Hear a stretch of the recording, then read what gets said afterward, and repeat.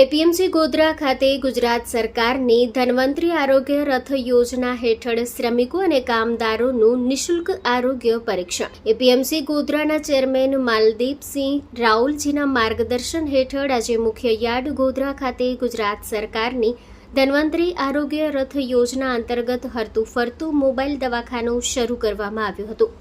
બજાર સમિતિના શ્રમિકો, કામદારો તથા તેમના પરિવારજનોને નિઃશુલ્ક સારવાર આરોગ્ય સેવા પૂરી પાડવાના હેતુથી આ મોબાઈલ હોસ્પિટલ દ્વારા તમામ પ્રકારના તબીબી પરીક્ષણો મફત કરવામાં આવ્યા હતા. આ યોજના હેઠળ બજાર સમિતિના વેપારી પ્રતિનિધિ ચિરાગભાઈ શાહ, રમેશભાઈ બારિયા, સમિતિના સેક્રેટરી તથા તમામ કર્મચારીઓએ આસપાસના વિસ્તારના મોટી સંખ્યામાં લાભાર્થીઓને સેવાનો લાભ અપાવ્યો હતો અને ધન્વંતરી રથના કર્મચારીઓએ તમામ શ્રમિકોના જરૂરિયાત મુજબના રિપોર્ટ કર્યા હતા.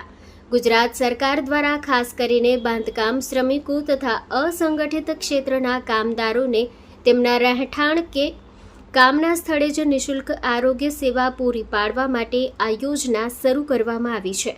આ મોબાઈલ હોસ્પિટલમાં પ્રાથમિક તપાસ, લેબોરેટરી ટેસ્ટ તથા જરૂરી દવાઓ મફત આપવામાં આવે છે.